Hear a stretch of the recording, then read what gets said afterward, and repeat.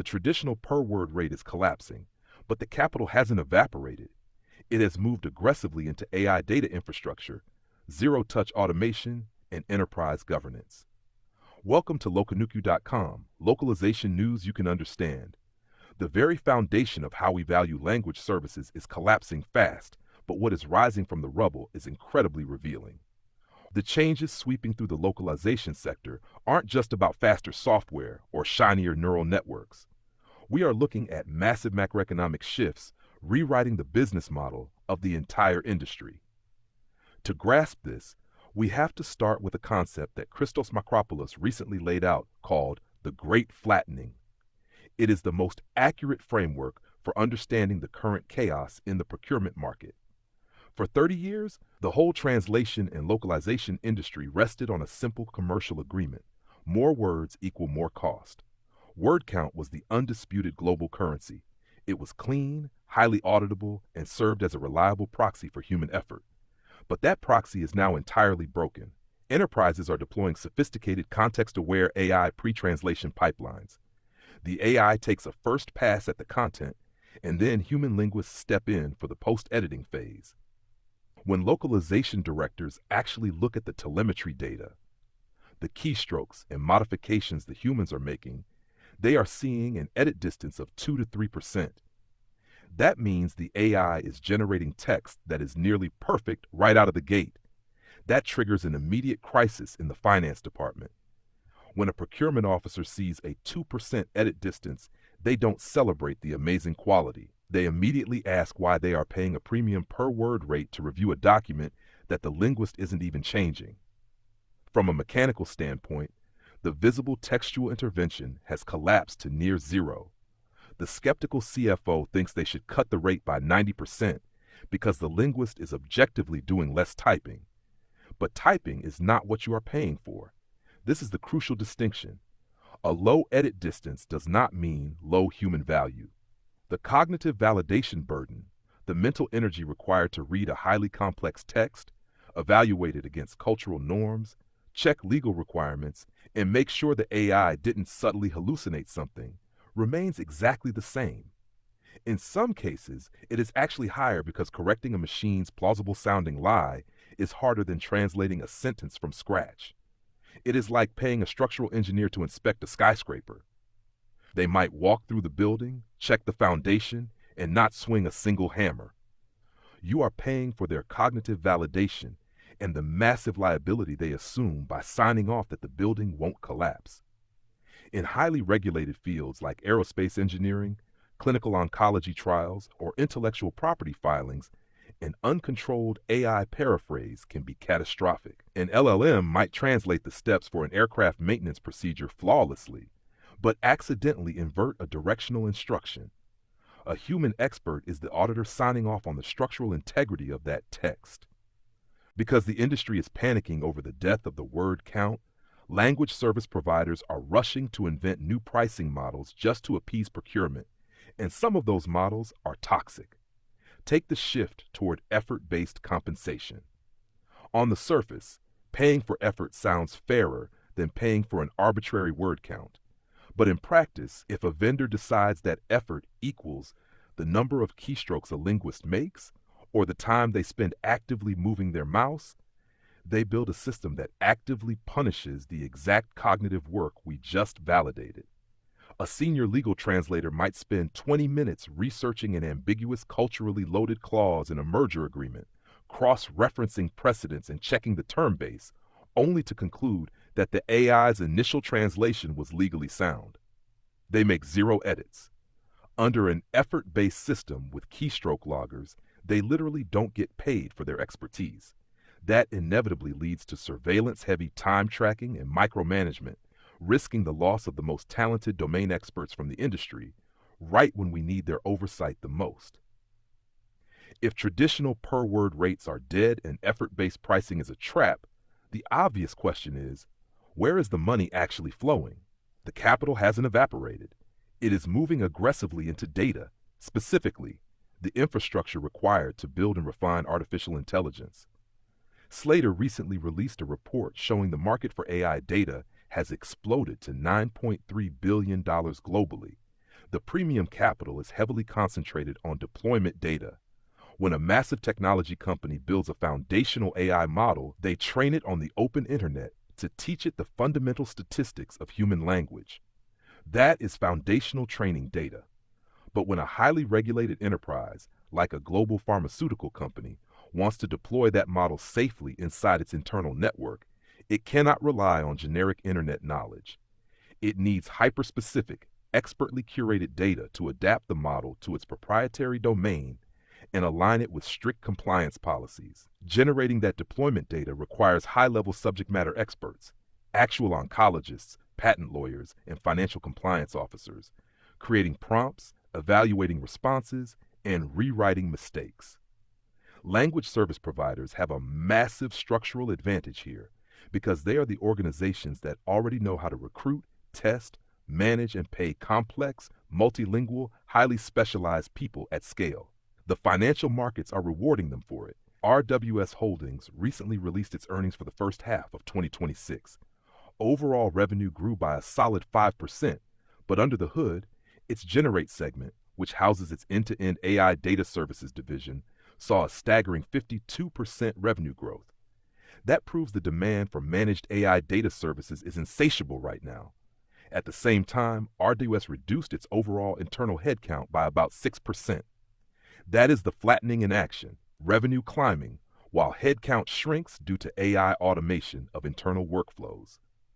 They are optimizing cloud infrastructure, doing more with fewer traditional project management roles, while capitalizing on the global demand for deployment data. Think about an automotive manufacturer rolling out a fully autonomous driving system. They need the vehicle's internal voice assistant to interact with drivers during extreme high-stress scenarios, like a sudden blizzard in rural Scotland or a flash flood in Mumbai. They don't just need the AI to speak English and Hindi. They need it to understand panicked, breathless regional idioms over the sound of hail hitting a windshield. You cannot download that dataset from an open-source library. You have to manufacture it. You need a company to orchestrate specialized human voice casting, script localization that accounts for regional slang, studio-quality data collection, and secure orchestration to fine-tune that specific behavior. That is highly complex logistical work. This economic shift is causing the vendor landscape to bifurcate into two distinct operating models. On one end, we see the rise of hyper-transparent managed service providers. These are agencies that have stopped trying to hide their margins behind opaque blended per-word rates. They are dropping the illusion that they are just translation factories and telling enterprises they are selling workflow orchestration and risk mitigation frameworks completely untethered from the volume of text being processed. On the other side, we are witnessing the insourcing renaissance.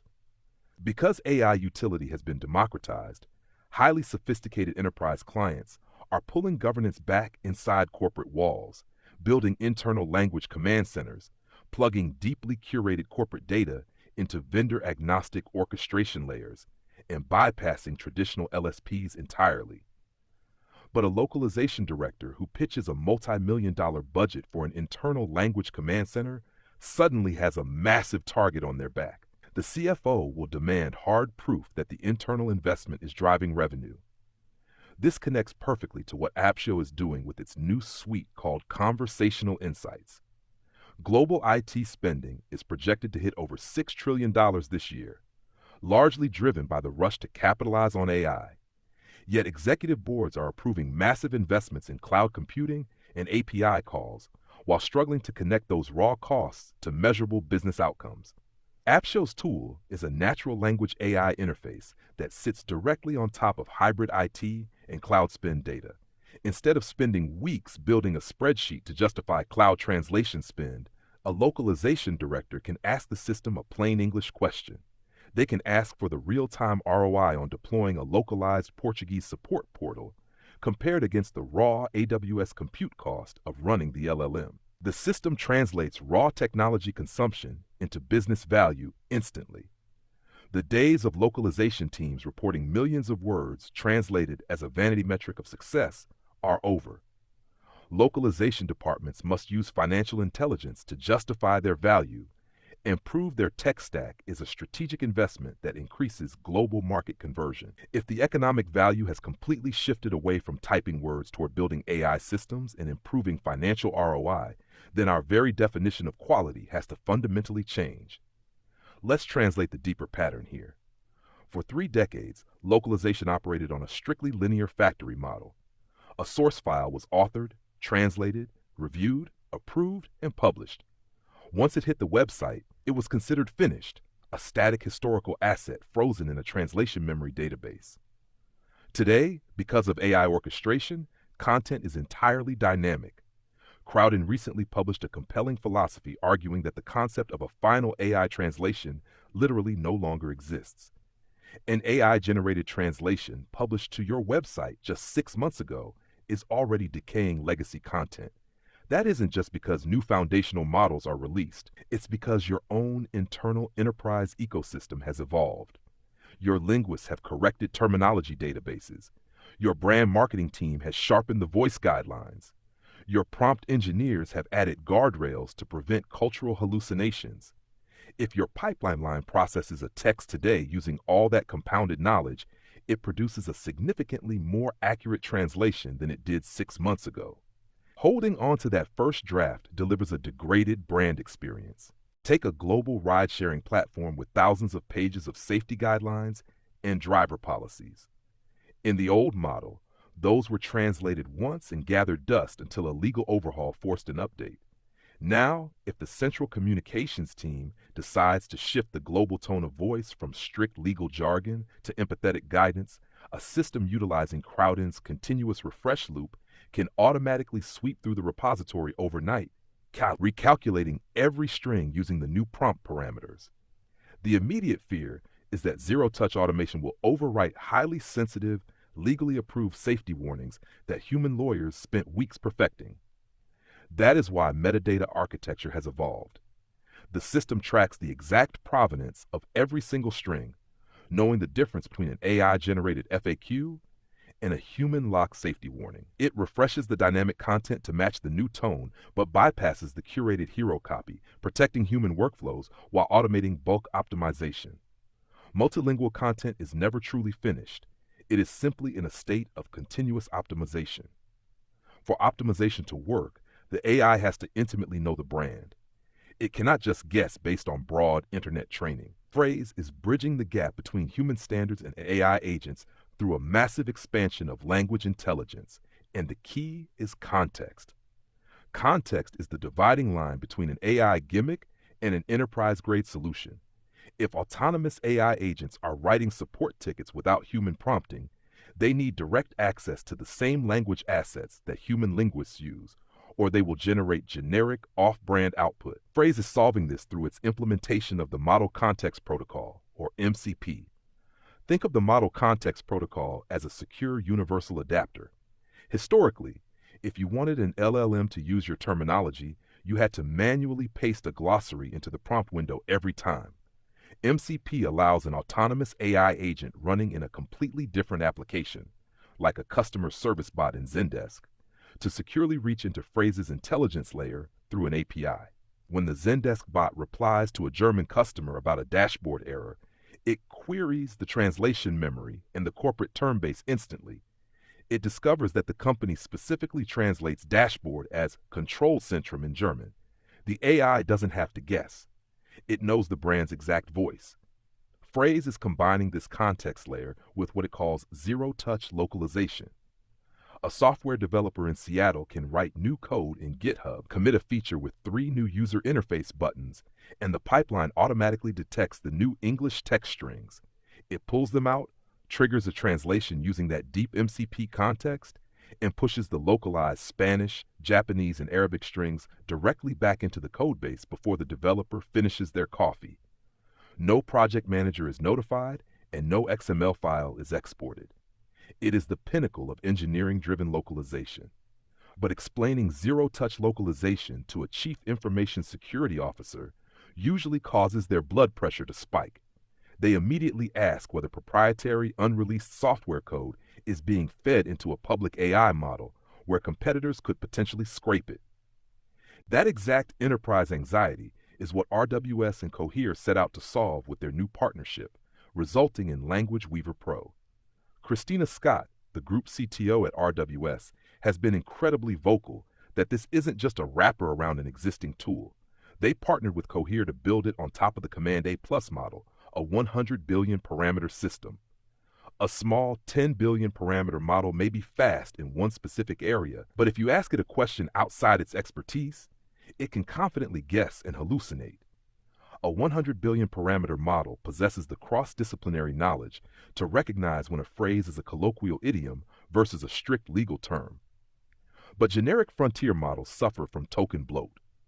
If a global bank uses a generic LLM, it must write a massive system prompt instructing the AI on tone, terms to avoid, formatting rules, and compliance requirements. Those instructions consume compute power, slow processing speeds, and drive costs higher. Language Weaver Pro addresses that problem by building the specific requirements of enterprise translation quality directly into the underlying neural architecture through a mixture of experts framework.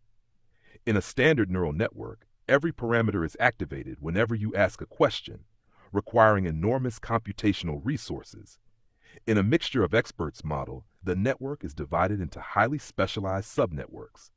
When you feed it a legal document, a routing mechanism activates only the specific subnetworks trained on legal terminology. The rest of the model remains dormant.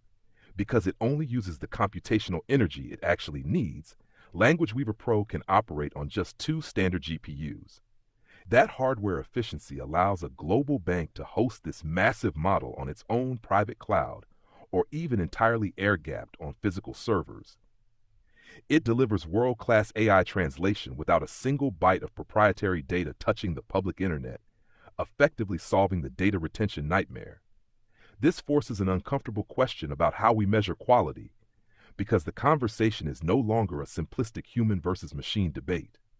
EC Innovations, in partnership with Jademon Digital, recently released their 2026 English-Chinese Simplified Localization Benchmark Report.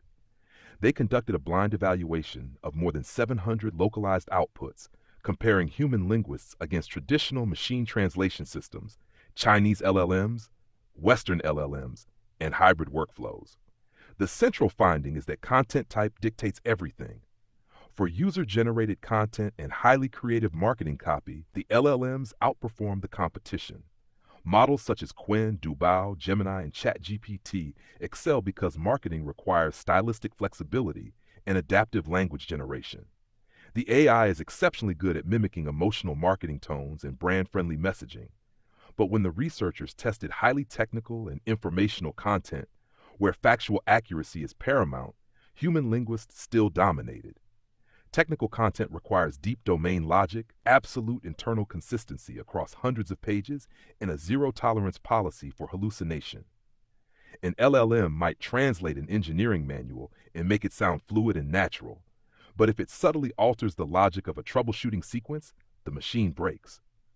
Raw LLM output alone is still not sufficient for high-stakes contexts. This perfectly illustrates the tension in corporate communications regarding global press releases.